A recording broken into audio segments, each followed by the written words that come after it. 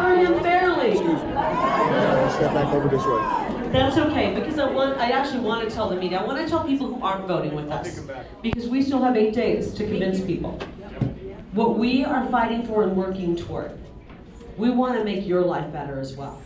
This is not, it's not Democrat versus Republican anymore. I wish it were that simple. This is Americanism versus socialism or downright communism. And we want to make sure we have a secure border. When people come into our country, we welcome people with open arms who come here legally.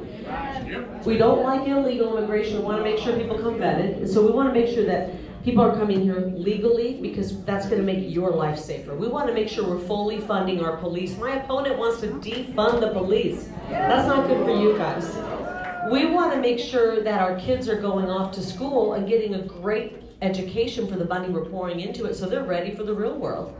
And we want peace and prosperity, not war and poverty. And that's what's on the line right now. That we're going to deliver all the good stuff. Secure border, strong police, safe streets, quality of life. I miss that. I miss quality of life.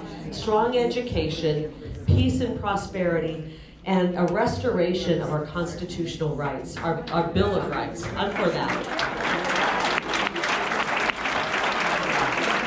So I just look out here and I almost get a lump in my throat, because we're coming to the end of this campaign.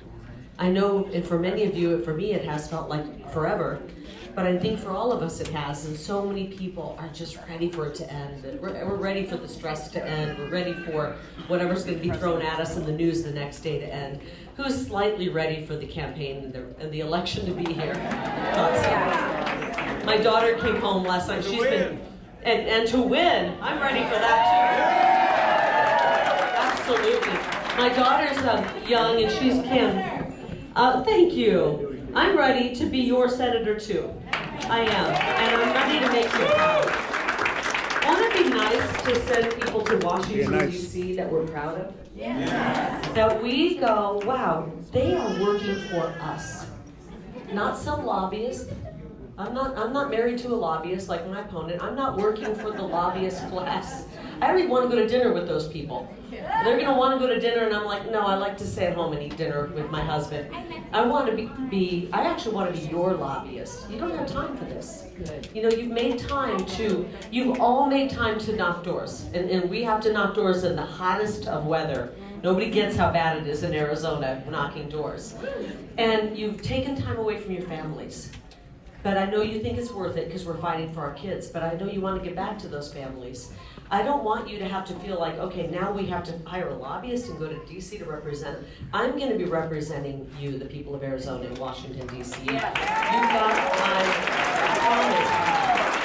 You got my promise. I'm not going there for fame and fortune. I already have that. It's way overrated. I'm going there because I want to turn this country around. And then I want to get back to my life here in Arizona, if that's okay with you. So I want to thank you all. Why don't, Gina, how are we doing on time? Okay, why don't we do a couple of questions, and then when I start seeing the pink squad coming in, because they're going to come in all of our pink jackets that we got today, I'm going to wrap it up, and then I'm going to scurry out of here and go run off to do my interview with CNN. Wait, tune in tonight, guys. Should be good. Okay, let's start with a question. Let's start here. What are you guys going to do to make schools safe again? To make schools safe again. We got a teacher up here. Thank you for staying in it. I just talked to a teacher today who said, I had to leave. I couldn't teach some of the stuff they wanted. And she's been trying to, teachers are trying to work around some of the stuff they're being asked to teach that they might not agree with. But most importantly, we want when you show up at school, just like when so many other people show up at work, they're safe. And at schools, a lot of the Democrats during the height of all of the, 2020, when there were riots in the streets, they were actually calling, and I hate to constantly say it was the Democrats, but the Republicans weren't calling for this. The Democrats were calling to get rid of SROs in our schools, our officers that are keeping us safe. They're basically plainclothes police officers who are armed and protecting our children. I don't think we take those guys away. I want more of that. But the Democrats, like my opponent, who call our police systemically racist and the bad guys, They don't want police at our schools because they think they're the bad guys. I think the police are the good guys. I really do. And I want to make sure, just as we are protecting, we protect our athletes when they go to, the Suns, they go down to play a basketball game, or we go to the ballpark. We got to go through security. I want to make sure our kids are safe at school. And so that's money well spent, and I want to make sure that happens. That's really done through a state level. But I will tell you this, if it's a funding issue and there's trouble funding security for our children, then I think at a federal level we need to take notice and say, how do we make sure that's happening? I want our kids, you guys are our future. You know that? I know they're like, whoa. We just came here to listen with mom. But really, this is what we're in it for, these young people, and we're gonna work really, really hard to save this country. And then someday when they're old enough, we're handing it over and they're taking us to the next level. So we wanna make sure they're safe. Hi guys, how you doing? Hi Kari Lake. My name's Corey Pardue. I'm a United States Marine and the founder of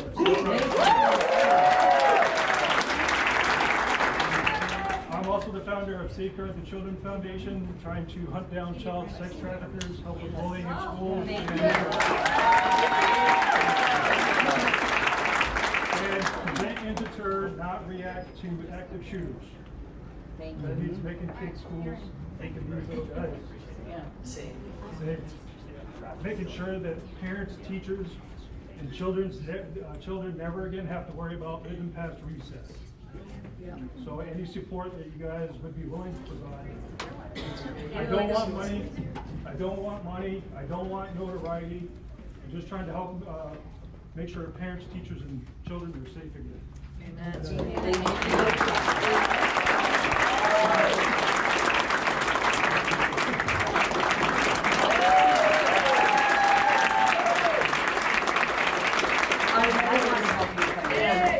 We owe them a debt of gratitude, and one of the things I want to make sure we're doing when our veterans come home is making sure they're integrating back into civilian life, right? Because they've done so much work. And honestly, the great employers out there who hire veterans are like the best hires in the world. They work hard and they're incredible and they care so much. So thank you for your dedication to our country and willingness to help save our children. 325,000 children have come across the border since Kamala Harris, our border czar, and Ruben Gallego, her rubber stamp, have opened that border up, and they've lost track of them. I have a feeling there's a lot of parents in this room, and when I do wake up at 3 in the morning, those kids cross my mind, and I wonder, where are they? Are they alive? Are they okay? It scares me. They won't acknowledge it. The Democrats won't acknowledge. I mentioned it during our debate. Who saw the debate? I don't recall him saying what happened to the kids. And he talked about that bipartisan piece of legislation, which really wasn't bipartisan because there was no bipartisan support in the House or the Senate. And it allowed for 2 million people to come in illegally, and there was 0 provisions for protecting our children from sex trafficking. Those are like, that's not a good deal. The good deal is H.R. 2, which is sitting in the House and it's ready to go. And that will secure our border, keep illegal crossings down to 0, and build a border wall. And that's what we want. We got 2 more questions, so let me hit this lady. Trump Force Captain, thank you very much.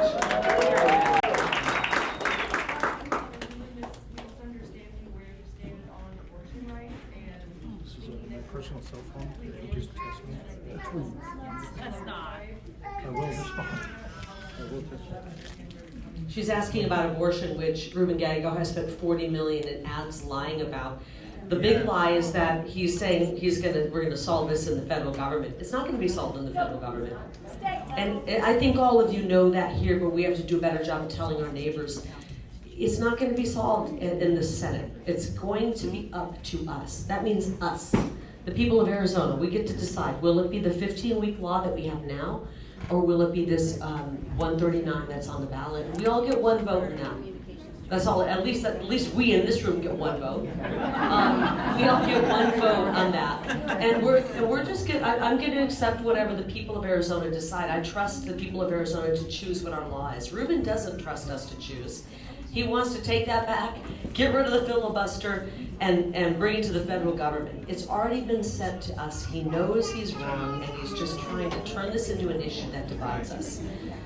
Everybody gets a vote in this, and we're going to decide what our law is. And I will accept the law. I will never pass a federal abortion ban, nor will I pass federal dollars funding abortions. But what I will do, because I heard a statistic that broke my heart, made me realize we're not doing a good enough job. I heard a statistic that 60% of women who do have an abortion, they said they regretted it, and had they known if there was a little bit of financial or emotional help out there, they would have chosen differently. If those stats are right, we're failing, guys. They are right. We got to be providing women with support. So I want to make sure that we are passing legislation that is pro-family, that lets women know there is help out there. I don't ever want a woman to walk into an abortion clinic because she can't afford her baby, walk out and see someone like Ruben Gallego has approved another $60 billion to Ukraine, but she couldn't afford her baby. And so we got to do better to make women know that there's help out there. And I'm really proud of the fact that it was Republicans in Arizona who were trying to prevent women from having to walk in, and they were the ones who pushed to have over-the-counter birth control available. It was Republicans who did that to prevent unwanted pregnancies, to prevent that woman from having to make that choice in the first place, right? Let's see if we can prevent that. And so it was the Republicans who provided that and passed that law in Arizona, and I'm proud of that. Yeah.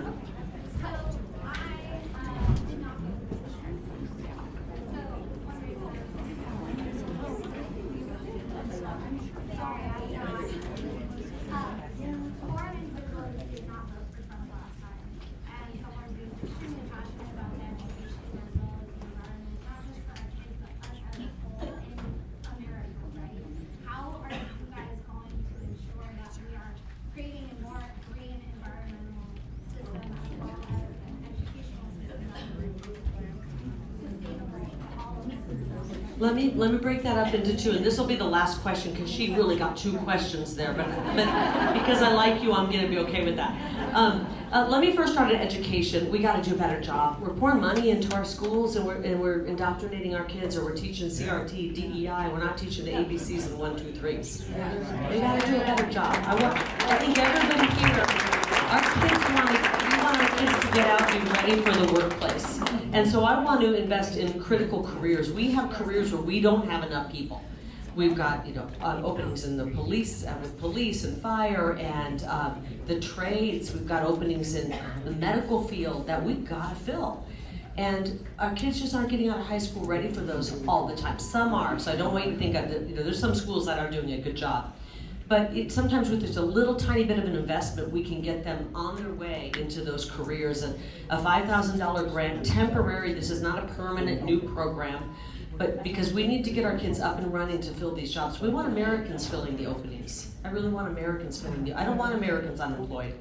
There's a lot of unemployed Americans who are out of the workforce, and all of the new jobs are going to foreign-born workers. All of the job losses are Americans, American-born. So we got to get them up and running, ready for those jobs. Tiny little bit of investment to get them into the trades, HVAC training, whether it be carpentry, tiling, painting, mechanic. We can go on. And guess what? These are the jobs that actually make good money, and they're rewarding. So I want to push a program like that until we can get our American kids ready for the world. And the second part was on the environment. Do you know that we are the most environmentally friendly country in the world? And it's not because of the Green New scam. No, it's not because of that. It's because we do have standards and we follow them. But the big lie that the left is telling us is that we are the big polluters, and they're trying to send all of our, when they send our manufacturing overseas, when they send a company, a manufacturer over to China or India, that just increases the pollution. China's not following any guideline. They don't care. It's the bottom line for them. And you bring a manufacturing plant to China, where most of our manufacturers were sent, they are polluting like crazy. The waterways, the air. Takes just a couple days. One of the EPA restrictions they placed on Phoenix and Arizona, which is horrible. You ask any business industry, they're like panicked because they want to shut us down because of our air quality. Guess what? Two things about our air quality that we cannot control. One is particulates. We live in the desert, there's dust. Yes. Leave it to people in Washington, D.C. who've never been out here to realize in the desert, you get dust. You can't really control that. And two, they are worried about the pollution, but what they don't realize is a plume of pollution coming over from China. How do we stop that? So what we need to do, if you really want to see our environment better and our air cleaner, is we need to bring manufacturing back. Because when we're manufacturing here, we are following standards. We're not polluting the world, the earth, like they are in places like in parts of Asia and India. We have standards to follow. So when we bring manufacturing back, not only do we give moms and dads and individuals great jobs that pay with good pay, we actually are going to bring down the pollution, and we're going to grow our economy. As we leave tonight, as I leave tonight, are the ladies here yet? Not yet. Do you want me to keep talking, Gina? Or do you want to talk? Okay. As I leave tonight, I just want you to know, the next 7.5, I'm going to say 7.5 because I want to be optimistic. 8 was earlier this morning. We're at 7.5 days. I need you guys to stick with it and keep the pedal to the metal. Yes. Can you do it for 7.5 days?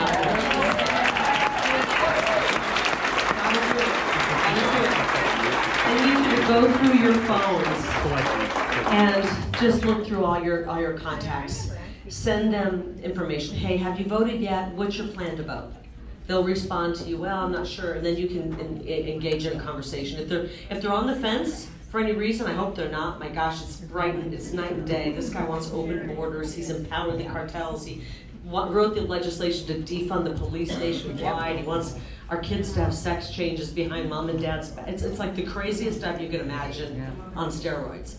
So, but if they're on the fence, send them that debate. It's on the top of my Twitter page, pinned at the top, and just say, watch this before you vote. Just, will you promise me to watch a little bit of this before you vote? And I think that if they look at it, they'll realize that everything the media has said about me has been lies. Well, we know I mean, these guys are completely, plug your ears, guys. These guys are losing it. Have you noticed? Have you seen? I mean, the media is literally losing their mind. I get 20 hit pieces in a row on me with the Arizona Republican. CNN, Jake Tapper's like melting down. They know the jig is up. They know that not one of us are listening to what they've said. We know they've been lying for years. They've lied about Donald Trump. They lied about a lot of COVID. They lied about everything. And now we're just looking at him like the boy who cried wolf. Yep. And we're not believing him anymore. And so they're in an absolute panic. Turn these guys off the next 7.5 days. Actually, turn them off forever. And get out and call your friends. If you've already voted, offer to, start, like if your mom, after you drop the kiddos off, say, hey, get 3 or 4 or 5 or 10 moms and say, let's go vote together. Get them out to vote. We gotta get out and vote early, and then for those of you who you can't convince to vote early, we need you to get active on election day and make sure they're going to a voting center. Now, some of the voting centers could be really packed. You don't have to go to the one closest to your house. On election day 22, I had to go to one in the most liberal part of town, and there was no wait at all. I mean, it's true. We had 4-hour waits. Machines weren't working. I went down to Ruben Gallegos district. I got in and out in 10 minutes. Everything worked. So I'm only telling you that if you notice that lines are long, there's options, okay? There's options. So I just want to thank you all. I am so optimistic about the future. I want our kids to dream super, super big. Like whatever you think you want to be, dream even bigger. Because we're going to do some really great things. Donald Trump is going to be our next president. Great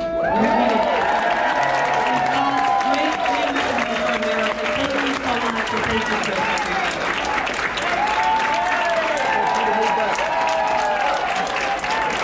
Isn't she amazing? We must send her back to the U.S. Senate. Thank you.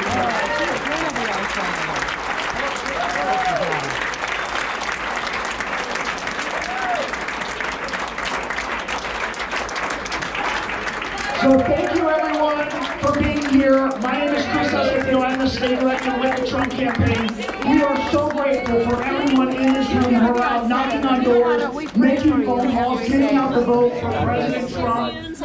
Laura Trump will be here shortly. We're going to have the chairwoman kick us off here in a minute. If you need to take a bathroom break, get some water, please. please do so now, and they will be here shortly.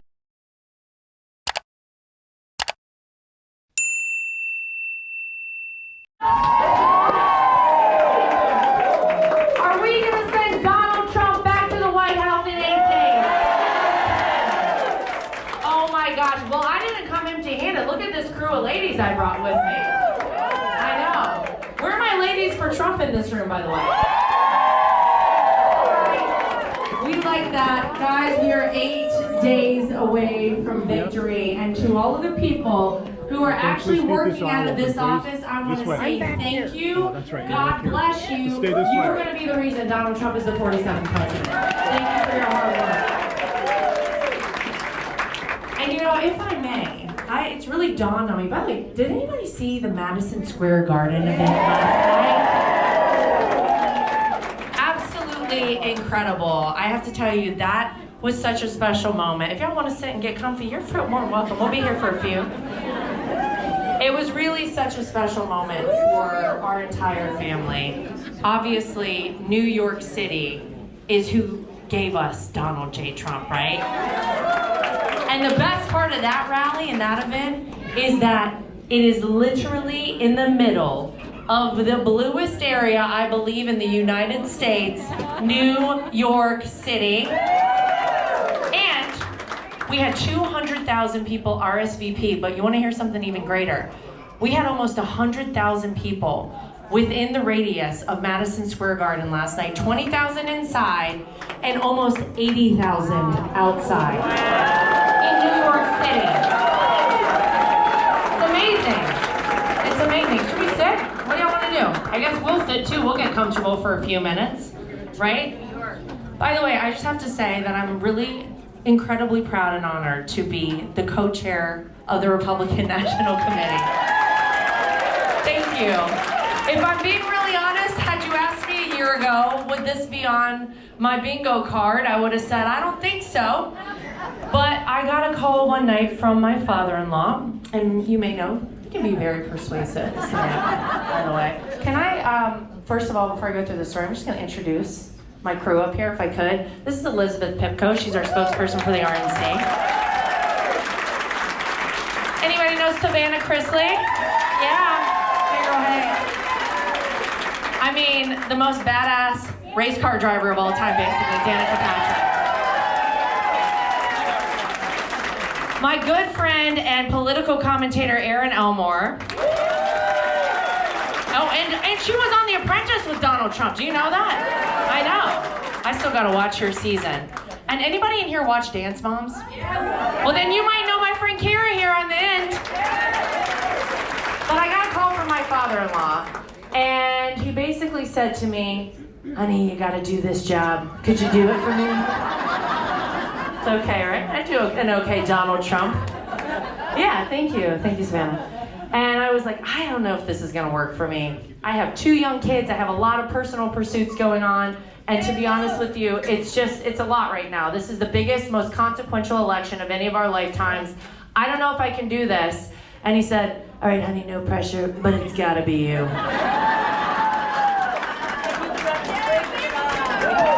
know. And I said, oh, all right, let me think about it, and I'll get back to you. And that night, as I was tucking my 2 kids, Luke and Carolina, in bed, I looked at them and I said, you know what? I think I have to do this job.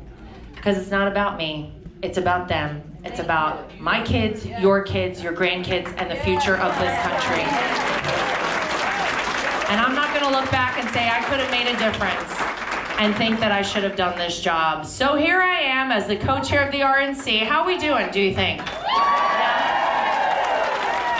Well, when I took this job, alongside our chairman, Michael Watley, I said, all right, what is it that we're gonna do at the RNC? Because let's be honest, the RNC maybe was doing a few too many things, trying to be too many things to too many people. We said we're gonna have 2 jobs, get out the vote and protect the ballot.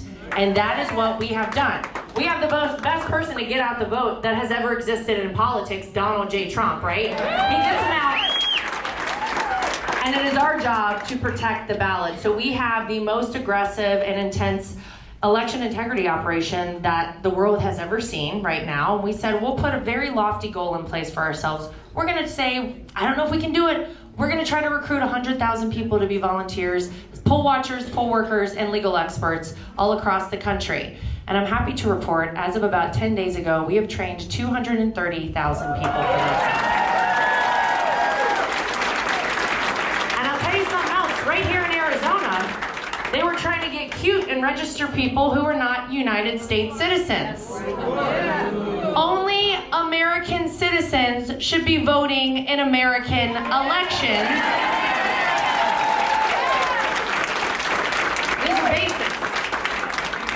And so we took it at the RNC to the Supreme Court. And the Supreme Court agreed with us and sent a notice here to Arizona, and they said, no, you have to check citizenship requirements when you're registering people to vote. And the beauty of that is we can apply that across the country. So thank you, Arizona, for making sure that good. But I gotta tell you guys, this has been the most incredible ride of my life. To be part of the Trump family, to be part of this movement. And if anybody saw my husband and I yesterday speak at Madison Square Garden, he said it. This is not about politics. We're a family. That's right. You guys, we are a family. The Make America Great Again movement is the most incredible political movement that I think the world has ever seen. And we have 8 days until we're never going to have another candidate like Donald J. Trump. So you guys are part of history. You know that. But I know I don't have to tell anybody in here, this is not about Republican versus Democrat or left versus right anymore. It's about good versus evil. It's about lunacy versus common sense. And I gotta tell you something, I think there are a lot of people in this country that are fed up because I believe that things sometimes don't always happen in our time, they happen in God's time. And I'll be honest with you, we're never going to make the same mistakes of 2020 ever again. We're not going to repeat that election ever again. But I believe that it was in some ways necessary for people to open their eyes. And once you're awake in this country, not woke, Savannah, but awake, you don't go back to sleep. And I got to tell you something. The Democrats are terrified about what's about to go down on November 5th of this year. We're going to make some history. I gotta tell you, did anybody see our polling out of New Hampshire today? Donald Trump is up in the polls in the state of New Hampshire, okay? He's about to go to New Mexico. No Republican candidate goes to New Mexico. Why? Because we believe we can win New Mexico. Saturday, I was in the Commonwealth of Virginia. Because guess what? We believe we can win Virginia as well. So I'm just saying, buckle up and get ready. But it's really amazing when you look at this man, Donald Trump, who never needed this job, who had a great life before he entered politics. I mean, think about it. He was in all the Hollywood movies. He was friends with pretty much everybody. Everybody loved Donald Trump. Said it last night on the stage. They wrote about him in rap songs. I hope somebody writes about me in a rap song one day. I'm just saying, I'm available. If anyone's offering. But he really was the epitome of the American dream, and he had so much going for him in his life. He had a great family. He created a great business, made a name for himself. Everybody knew Donald Trump. And then he came down the golden escalator and decided to run as a Republican. And it all changed. And they said, oh, wait a minute, we're going to get rid of this guy. We'll take him out pretty quick. And then one by one, 17 candidates in 2016, all of them could have been absolutely been president of the United States. He defeated them. Yes. And he started exposing things that nobody wanted exposed in the swamp, in the deep state, mainstream media. He started calling people out and making people wake up and take a look at what had been going on in this country. And so they said, well, we got to fight against this guy. And when he got elected on November 8th of 2016, I know all y'all remember where you were that night. Get ready for that feeling. I think all of us naively in our family said, oh, well, he's president. They're going to treat him right. They're going to be honest. They're going to want him to be successful because a successful president is a successful country. Oh, how wrong we were. And they fought against this man every single day. But think about what Donald Trump accomplished for this country.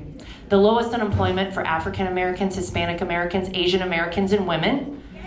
We had trade agreements with Mexico, with Canada, with China. We had peace agreements, the Abraham Accords in the Middle East instead of a war in the Middle East. Every president before him said they would do it, but it was Donald J. Trump who finally moved the American embassy in Israel to Jerusalem and recognized the Golan Heights. First president in 82 years with no new wars. He even went and met with Kim Jong-un of North Korea, walked across the DMZ to shake hands to possibly denuclearize the Korean Peninsula. These were things people said were impossible with Donald Trump. He brought manufacturing back to this country. Actual wage growth was happening in America. People were saving money and going on vacations or, putting a little away for the future for the first time in a long time. Donald Trump had the most comprehensive prison reform in decades with the First Step Act. It reversed the 1994 Clinton crime bill, which, by the way, Joe Biden co-signed. I know, Savannah, go ahead, girl. He did things in this country that were remarkable, that most presidents in 2 terms couldn't dream of doing, even though they fought against him every single day. And then they thought, okay, January 20th, 2021, we got him out. He's done. We're getting rid of Donald Trump. And we dodged a bullet there, so to speak. Yeah. Do we know about that? We got Donald Trump out. He exposed a little bit, but not too much. So we're all okay here in the swamp. And then they got word that he might run again. And they said, we got to take him out. Somebody schedule a raid on Mar-a-Lago. That'll scare him off this idea he's going to run for president again. And he said, oh yeah, watch me. Yeah. And then he announced he was running for president. Yeah. He wasn't done. Got more to do for this country. And they said, all right, well, he's running. Now we got to indict him. Somebody get an indictment out there. And his poll numbers went up. And they said, all right, 2 indictments. No, who's going to stay in this race with 2 indictments? And his poll numbers went up. And they said, this isn't working. We know what we'll do. Call Fannie Willis over in Fulton County, Georgia. Get her to indict him and get her to put out a mugshot, and it's the greatest mugshot in the history of the world. It's the best. Another indictment, and of course the poll numbers went up. And then we all remember what happened in Butler, Pennsylvania on July 13th. And I gotta tell you, if you wondered whether God is real and he performs miracles, you got your answer on that day. He will be the first to tell you he is here today by the grace of God, because God is not finished with Donald Trump. He needs him not just to save America, but to save the world right now. We all know that. Because I believe that Donald Trump was made for such a time as this. And I gotta tell you guys, you can feel it out there. Yes. We have the same energy right now as 2016, but it's bigger, right? We can feel it. Yeah. But let me ask everybody in here something. Who here has voted? Okay. Who here still has to go vote? Okay, y'all better get out and vote. And then I hope that everybody who's voted is taking somebody every day to go vote and making sure that on November 5th we're turning them out, because we have to make it too big to rig, don't we? Swamp the vote. Now we're watching.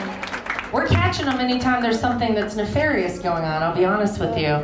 And they know we're watching, and they're very upset with it, because our message has been loud and clear from the RNC. If you're a person who is going to cheat in our elections, we will find you, we'll track you down, and we'll prosecute you to the full extent of the law. That's it.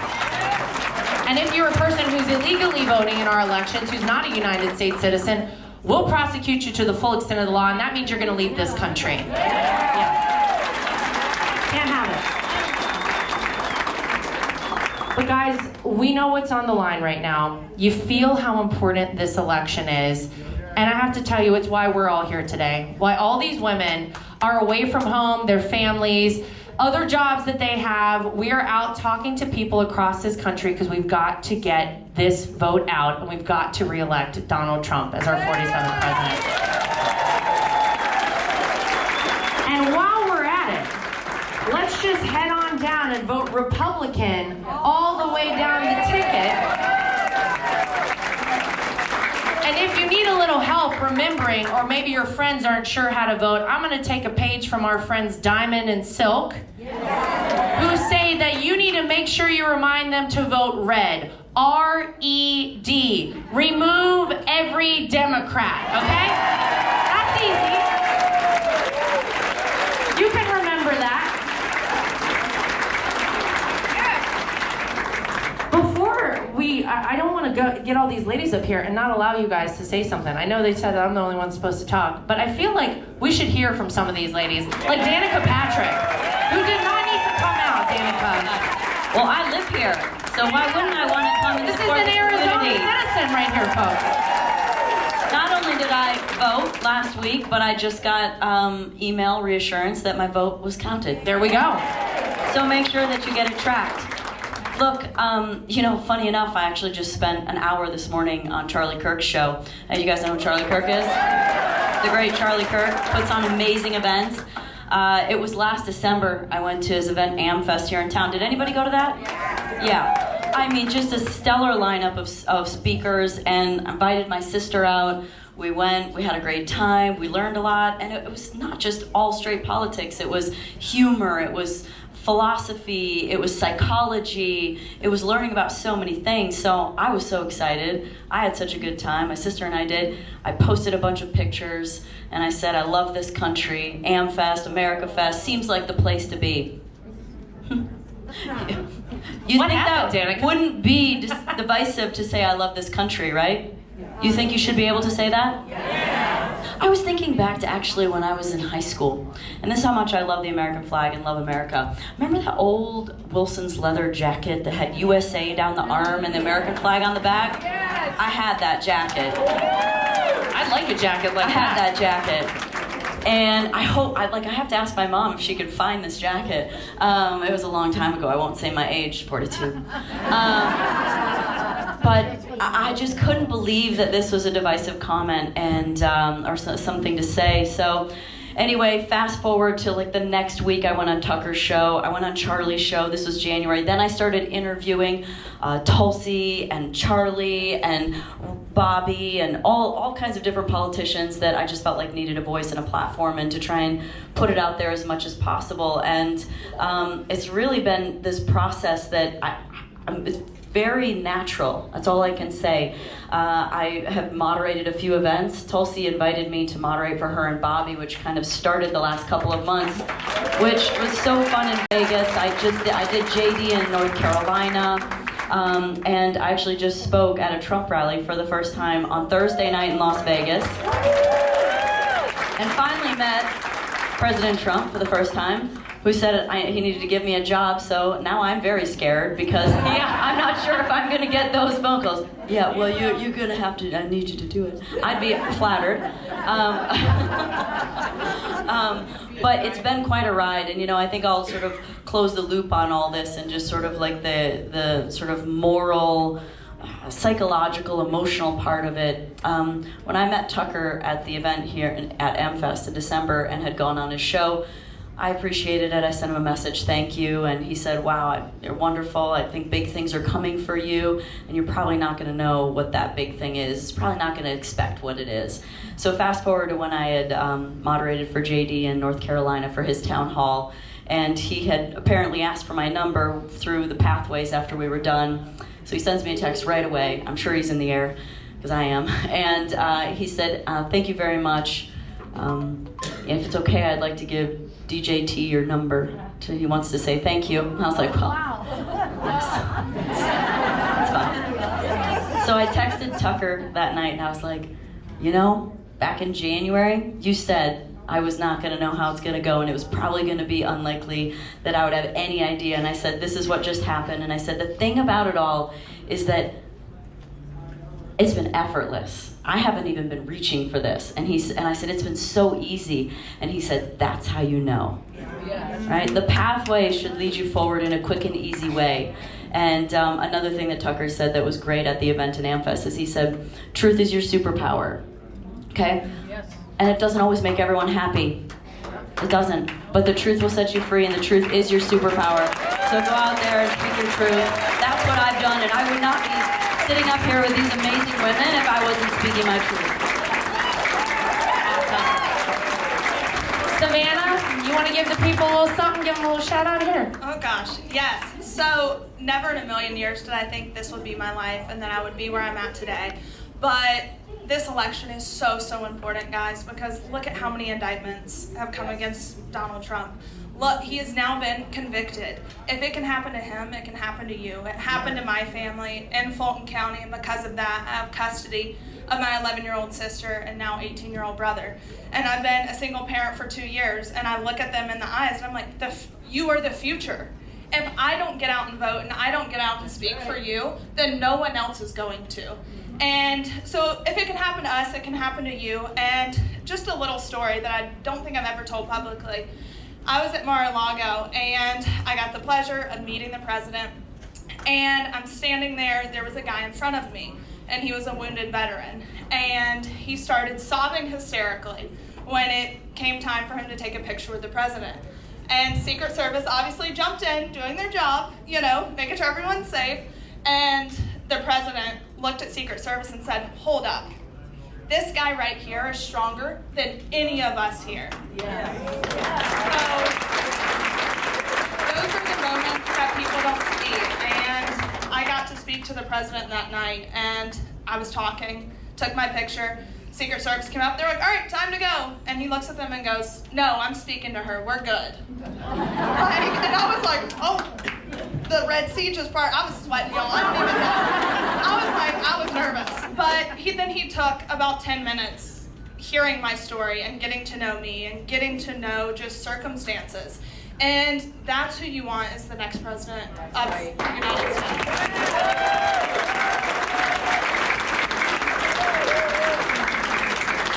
Kara, do you want to share why you have come out here to be with all of us pink ladies supporting Donald J. Trump? Hello. I am an Arizona native. So this last election, yes, there's not many of us, but this last election made me sick because we are not a blue state. Never have been. And we still aren't. So we have to get out there and vote. We have to make sure that everybody knows that we are red. And, coming from a reality TV show that was filmed in Hollywood most of the time, it was really hard on us. It was hard on me. It was hard on my 24-year-old daughter. Last election, she was all up in the campaign. At the end, lost so many followers. So, it was horrible. However, our truth and who we are meant more than anything could buy. Yeah. And just last week, I actually got an email from the Harris campaign to offer me $40,000 to post and vote blue. No. I know people that sold their soul to do that. So let's make sure that isn't winning. Yes. Amen. Now, Liz, you want to give us a little something? Why are you voting for Donald Trump? Let me think. I don't have breaking news like that from Kira, but I'm going to keep it really, really short and sweet. I want to say thank you to all of you guys. I've been on the Trump train for about 8 years now. My real first adult job was the Trump campaign in 2016. I was 21 years old and I volunteered a few times. I ended up on the campaign with my little brother. It was probably the greatest experience of my entire life and set me up for the last 8 years that I could not have dreamed up in a million years. My parents also could not have dreamed it in a million years. My parents are immigrants from the former Soviet Union who came to America with $90 each in their pockets, dreaming of one day having children who love this country as much as all of you do, and as much as so many people around the world do, right? Because there are people around the world that look to all of us who know. People say, we don't deserve him. In some ways we don't, because he's... So I didn't even think about politics really, and when I was on The Apprentice, I was like, this is a cool life experience. My life is gonna be better for it. And then I got to meet Donald Trump, and I was a great contestant. Thank God I didn't embarrass my parents or grandparents. And afterwards he said, what do you want to do? And long story long, he helped me get media jobs and treated me really well. And then 2016 rolls around and that elevator, you see that golden elevator. And I called his personal assistant at the time and I said, I am quitting.